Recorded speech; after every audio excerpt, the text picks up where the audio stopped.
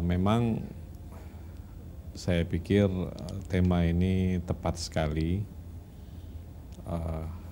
karena dia berbicara tentang fakta yang ada, bahwa sepanjang sejarah Syiah yang sesungguhnya adalah mazhab yang paling tua sebetulnya dari mazhab-mazhab yang lain, sepanjang sejarah itu tidak henti-hentinya orang-orang tertentu yang punya pikiran dan jiwa yang sama dengan Bani Umayyah untuk terus-menerus fitnah Syiah ini.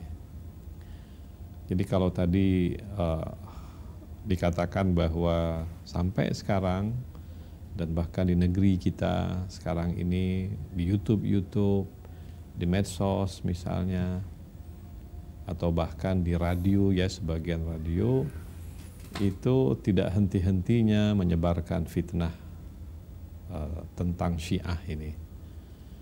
Dan sebetulnya fitnah-fitnah itu sudah dijawab sebetulnya ya. Sudah dijawab oleh ulama-ulama Syiah, oleh cendekiawan-cendekiawan Syiah, baik dalam bahasa Arab, bahasa Inggris, bahasa Indonesia bahkan. Lahir misalnya berbagai macam buku yang menjawab itu semua. Tapi ya bisa jadi orang-orang yang memfitnah itu tidak baca itu ya. Atau mungkin juga tidak tahu.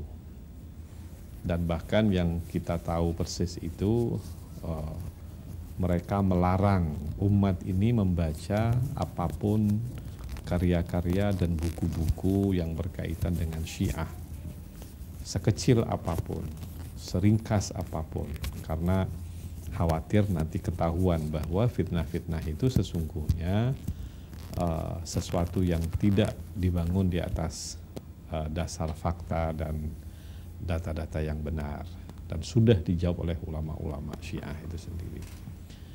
Nah karena itu memang saya melihat bahwa fitnah kepada Syiah ini sebagaimana yang tadi Ustadz Irwin kutipkan ya, apa yang dikatakan oleh Syekh Muhammad Jawad Mughniya, pengarang buku yang sangat terkenal Fikih lima mazhab ya, Al-Fiqh Al-Madzahib Al-Khamsah, yang sudah diterjemahkan menjadi Fikih 5 mazhab. Syekh Jawad Mughniya itu memang pernah berkata yang sama, bahwa segala sesuatu di dunia ini berubah, tapi anehnya fitnah kepada Syiah itu nggak pernah berubah ya. Dari dulu sampai sekarang sudah dijawab beratus-ratus kali, dijawab di dalam kitab-kitab Syiah oleh ulama-ulama Syiah, tapi tetap saja itu yang diulang-ulang.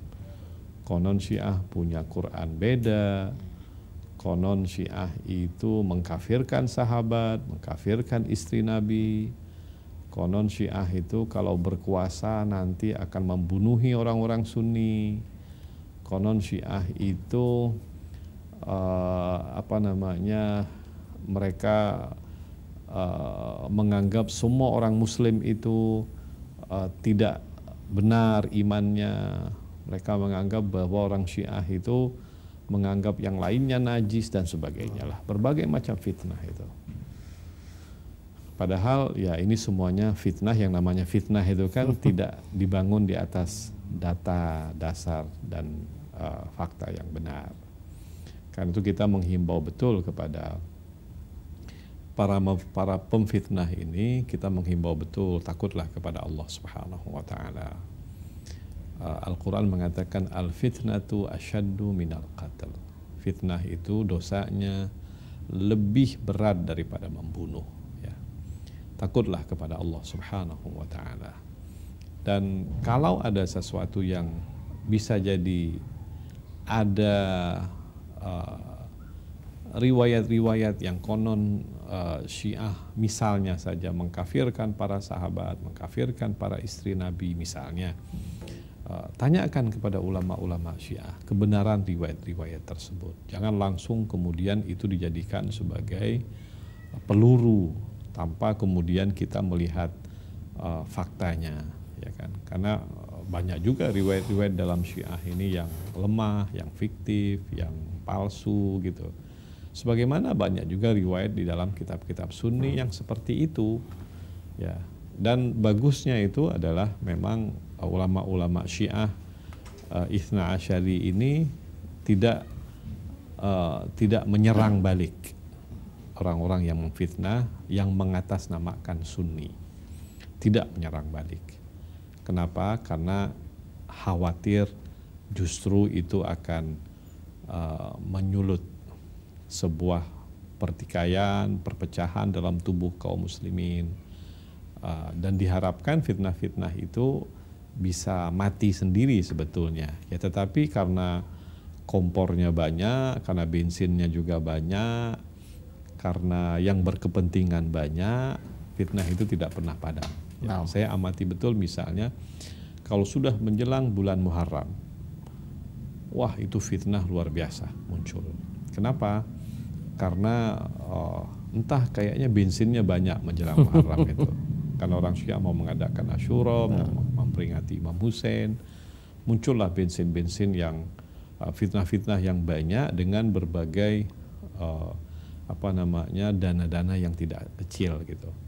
Atau misalnya kalau ada sebuah kejadian di Timur Tengah yang menyebabkan Saudi misalnya dalam tanda kutip kalah secara politik, atau tersudutkan, Amerika tersudutkan, Zionisme tersudutkan, itu kemudian fitnah itu muncul lagi. Seperti sekarang misalnya kan, sekarang Amerika misalnya di Timur Tengah itu betul-betul dimalukan oleh pejuang-pejuang dari negeri-negeri Syiah, seperti misalnya Iran, Irak, Yaman, dan sebagainya.